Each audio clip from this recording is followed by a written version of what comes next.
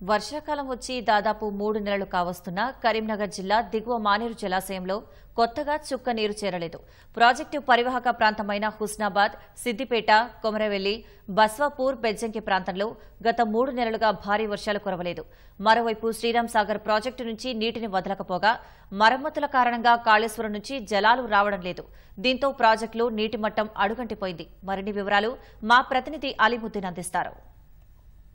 కరీంనగర్ జిల్లా దిగువ మానేరు జలాశయము నీరు లేక వెలవెలబోతుంది. దాదాపు 3 నెలలుగా ఈ ప్రాజెక్టులోకి చుక్క నీరు రావడం లేదు. ప్రధానంగా ఇది ఎస్ఆర్ఎస్పితో పాటు అటు ఎల్లంపల్లి నుంచి నీరు ఇక్కడికి తరలించి ఇక్కడి నుంచి దాదాపు 5,23,000 ఎకరాలకు నీరందించే విధంగా నిర్మించిన ప్రాజెక్ట్ మార్చి 9 నుంచి నీరు లేక వెలబోతుంది. ఈ ప్రాంతం నుంచి ఇటు కరీంనగర్తో పాటు ఎలగందుల, సిద్దిపేట జిల్లాలకు కూడా తాగునీటికి కూడా తరలించే అవకాశం ఉంది. కాబట్టి ప్రధానంగా ఈ తాగునీటి కోసం 5.97 టీఎంసీలను కొనసాగిస్తున్నారు. అయితే మార్చి తర్వాత ఒక్క చుక్క నీరు కూడా రాకపోవడంతో అదే స్థితి కొనసాగుతుంది. వాస్తవానికి బ్యాలెన్సింగ్ రిజర్వాయర్గా ఇటు కరీంనగర్తో పాటు వరంగల్, నల్గొండ జిల్లాలకు ఇక్కడ నుంచి నీటిని తరలించే అవకాశం ఉన్నది.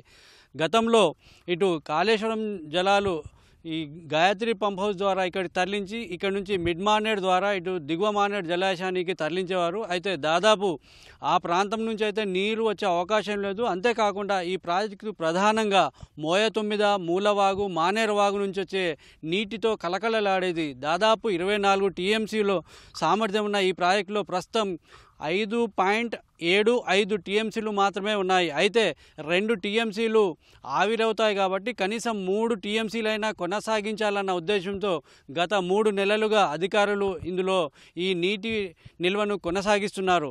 దీంతో 3 నెలలుగా కరీంనగర్ నగరంలోనూ ఒకరోజు విడిచి మరో రోజు నీరు సరఫరా చేస్తున్నారు. ప్రధానంగా 8 టీఎంసీలు నీరుంటే తప్ప రోజు నీరు సరఫరా చేయలేని పరిస్థితి ఉందని చెప్పేసి అధికారులు చెప్తున్నారు.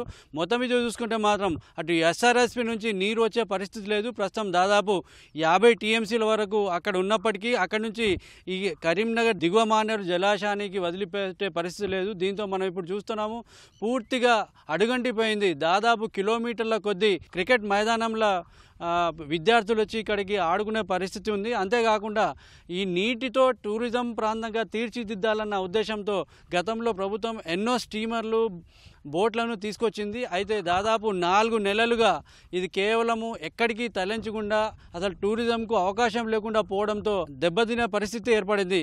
మొత్తం మీద చూసుకుంటే మాత్రం దాదాపు అటు ఎస్ఆర్ఎస్పితో పాటు కడెం, ఎల్లంపల్లి ప్రాజెక్టు నిండుతున్నప్పటికీ ఎల్లంపల్లి నుంచి అటు నంది, గాయత్రి పంపుల ద్వారా అన్నపూర్ణ రిజర్వాయర్కు పంపిస్తున్నారు. అక్కడి నుంచి రంగనాయక్ సాగర్, మల్లన్న సాగర్కు హైదరాబాద్ తాగునీటి కోసం తరలిస్తున్నారు తప్ప ఇటు కరీంనగర్లోని దిగువ మానేరు జలాశయానికి పంపించే ఏర్పాట్లు మాత్రం చేయడం లేదు.